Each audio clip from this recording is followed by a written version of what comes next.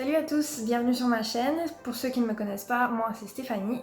Je suis auteure de romance et chroniqueuse littéraire à mes heures. Pour cette toute première vidéo, aujourd'hui je vais vous faire un classique, un book haul. Alors j'ai acheté pas mal de livres depuis le début du confinement.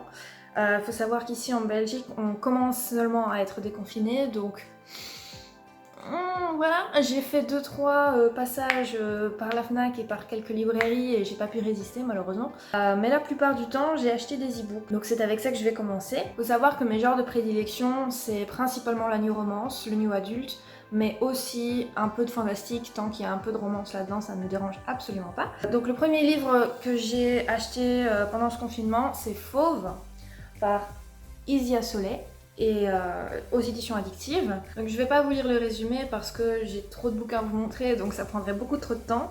Mais en gros, c'est une histoire un peu classique entre un mauvais garçon et une fille qui l'a connue quand elle était enfant et qui aujourd'hui est devenue une femme et elle ose lui tenir tête. On connaît ça les meufs. Voilà, j'ai été assez intriguée par la couverture, je dois dire. Déjà parce que fauve, le mot n'est pas du tout mentionné dans le résumé, du coup je me demandais tiens, il y a un truc là-dedans. Je pense donc que ce sera une lecture très intéressante. Le second et troisième livre dont je voulais vous parler, c'est Gueule d'ange, tome 1 et 2, que j'ai acheté juste après ma lecture de Damien par Katia Lassagne aux éditions Cyplog. Faut savoir que je suis partenaire cette année des éditions Cyplog et que j'ai reçu Damien en service presse. J'ai vraiment adoré ce bouquin. Principalement parce que l'histoire se déroule dans un univers qui me tient beaucoup à cœur, c'est-à-dire la musique. Et j'ai vraiment beaucoup aimé la plume de l'auteur. Du coup, je me suis dit, pourquoi pas, on va directement acheter ces deux autres bouquins, et puis voilà, on verra bien ce qui se passe. Mes deux achats suivants viennent des éditions Hugo, New Romance, une maison d'édition qui, je pense, attire beaucoup de lectrices et lecteurs de New Romance. Il s'agit donc de Plonge avec moi par Holly Tell, je ne sais pas. Mystère. J'ai donc acheté les deux premiers tomes, je sais qu'il y en a un troisième qui doit sortir fin mai qui est déjà disponible en e-book. On verra, je ne sais pas. C'est une histoire qui m'a beaucoup intriguée avec le résumé. J'ai entendu beaucoup de bien de ces deux premiers opus, donc on verra. À mon avis, il s'agit d'une dark romance, si je ne me trompe pas. Peut-être que vous pouvez m'éclairer là-dessus. En tout cas, ça a l'air intriguant, surtout avec cette histoire de confrérie, de trucs un peu légal et plein de choses bizarres.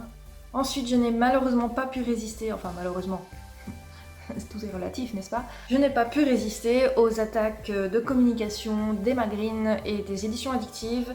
Je me suis offert le très attendu Love and Lies on Campus. Je dois dire que j'ai simplement succombé, voilà. Les extraits m'ont vraiment paru super intéressants. La couverture est juste sublime, on dirait une série Netflix. Comme il s'agit seulement de la partie 1, je pense que je ne suis pas au bout de mes surprises, surtout connaissant les deux auteurs qui se cachent derrière Emma Green. Je sais que c'est un coup sûr, un gros coup de cœur. Il n'y a même pas à se poser de questions. Enfin, les derniers e-books que j'ai achetés, c'était un peu un achat compulsif, j'avais juste envie d'un nouveau bouquin et finalement je les ai même pas encore commencés. Il s'agit des 3 tomes Idol de Kristen Callihan. Voilà, à la collection EH. New Adult, voilà, les résumés m'ont un peu intriguée, sachant qu'il s'agissait aussi d'une star du show business. Du coup, c'était un peu comme ça, quoi. L'envie d'acheter un bouquin juste pour acheter un bouquin. Je pense que ça fait pas de mal de temps en temps. C'est tout pour les e-books. Maintenant, je vais commencer à vous parler des brochets que j'ai achetés. Il y en a toute une pile ici à côté de moi. Certains achats remontent quand même déjà à longtemps, c'est-à-dire à la foire du livre de Bruxelles qui était en février. Donc c'était bien avant le confinement, mais bon, je me suis dit pourquoi pas, on va revenir là-dessus. Et puis souvent quand j'achète de nouveaux bouquins, j'ai tendance à m'y perdre tellement j'en ai acheté que j'oublie que je les ai achetés et du coup j'oublie de les lire. Du coup c'est un très bon moyen de me rafraîchir la mémoire. Par exemple avec celui-ci que j'ai acheté donc à la foire du livre de Bruxelles et qui m'a un peu intriguée parce que j'ai rarement lu des Hugo New Way. Donc c'est Listen to Your Heart de Katie West. Le résumé m'a quand même pas mal intéressée.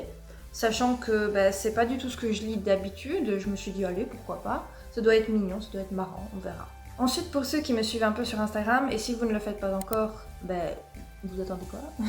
J'avais commencé le premier tome de Et puis soudain par Laura S. Wilde. J'ai interrompu ma lecture en plein milieu du bouquin parce que je ne sais pas, j'avais pas un bon feeling à ce moment-là, je ne sais pas, j'étais peut-être pas d'une humeur assez prompte à la lecture, je ne sais pas, on verra. Dans tous les cas, je reprendrai d'office cette lecture plus tard, peut-être quand je serai dans un meilleur mood. Mais je me suis pas laissée abattre, j'ai quand même succombé à acheter le tome 3 de Et puis soudain, qui s'appelle donc Et puis soudain sombré par Laura S. Wilde aux éditions Hugo New Romance. En fait, j'aime beaucoup les auteurs comme Laura S. Wilde parce que je sais qu'elle vient de loin. Je sais qu'elle a commencé sur Fixia, comme moi. Du coup, je garde une place un peu particulière pour les auteurs de ce genre-là dans mon cœur. Et ça sera toujours, je pense, le cas. Voilà. Pour ceux qui ont lu la série Et puis soudain, j'aimerais beaucoup vous m'en parliez, donc c'est la question de cette vidéo. Qu'avez-vous pensé de la série Et puis soudain de Laura S. Wilde? J'aimerais beaucoup le savoir parce que on en a dit que du bien autour de moi. Mais je sais pas, j'ai l'impression que... Enfin, jusqu'ici, je n'ai lu que la moitié du premier tome, donc je me pose quand même des questions à savoir si ça va peut-être s'accélérer un petit peu avec les suivants, je ne sais pas. Je dois m'accrocher en tout cas. Mais je vais le faire. Promis. Ça vous est déjà arrivé de vous balader en ville, dans le centre-ville de là où vous habitez, peu importe, et de vous dire tiens, je passerais bien à la librairie juste pour voir, et que finalement vous sortez avec plein de bouquins. Oui, c'est le problème que nous avons nous lecteurs. Et donc c'est ce qui s'est passé l'autre jour. Je me suis retrouvée donc dans le rayon livres de la FNAC, comme bien souvent, et je suis ressortie avec ces deux petites pépites que j'avais déjà vu passer sur Instagram. Je me suis dit pourquoi pas. Je me souviens même avoir pris une capture d'écran de celui-ci quand il est passé sur Instagram, et je me suis dit je vais l'acheter, il m'a l'air pas mal. Et puis j'ai complètement oublié, j'ai sans doute fait le tri dans ma galerie, dans mes photos, et j'ai complètement zappé que je voulais acheter ce bouquin. Du coup, Good Girls Love Bad Boys de Alana Scott a rejoint ma collection, et j'ai directement trouvé le spin-off également, qui s'appelle I Will Not Love You, qui apparemment raconte l'histoire de la fille des deux personnages de celui-ci. Petit spoil, mais c'est pas grave. Ces deux romans sont donc édités chez HarperCollins, et je pense que je ne vais pas m'ennuyer. Un autre de la foire du livre de Bruxelles que j'ai pas pu résister non plus, parce que je cherchais ce stand dans toute la foire pendant 2 heures, alors je me suis récompensée dès que je l'avais trouvé. C'est un autre Emma Green qui s'appelle The Boy Next Room, et j'en avais déjà entendu parler, je sais qu'il est sorti il y a un moment déjà, donc je me suis dit pourquoi pas. De toute façon, comme je l'ai dit avant, Emma Green, c'est à coup sûr des coups de cœur.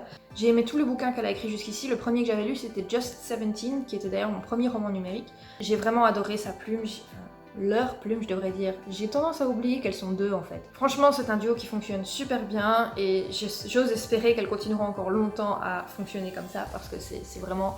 Elles nous sortent à chaque fois des pépites de malades, et je suis sûre que je vais pas m'ennuyer avec celui-là non plus. En même temps, les livres de chez Éditions Addictive, ils sont quand même toujours assez sympas quoi. J'ai découvert cette maison d'édition avec Emma Green, et je pense que la plupart de ceux que j'avais lus avant, sans même savoir que ça venait de chez eux, bah en tout cas je les avais aimés de base, donc c'est une bonne maison d'édition.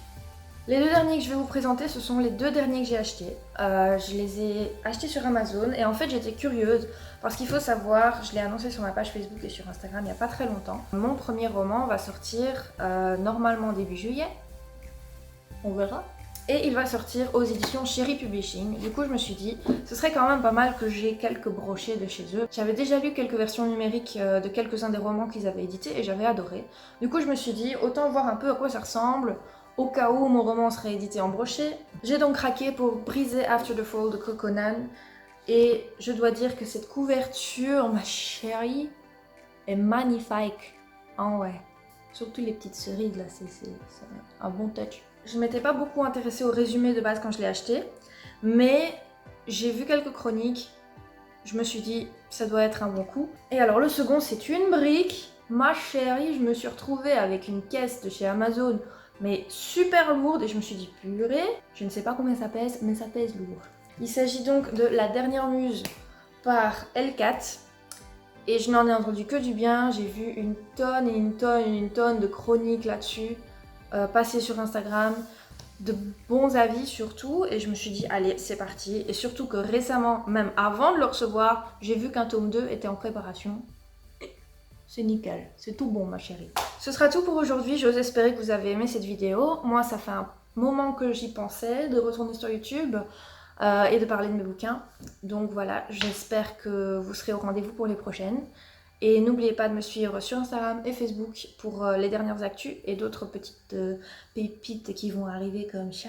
Je vous souhaite une belle journée ou une bonne soirée, peu importe quand vous regardez cette vidéo, et de belles lectures en perspective. Bye!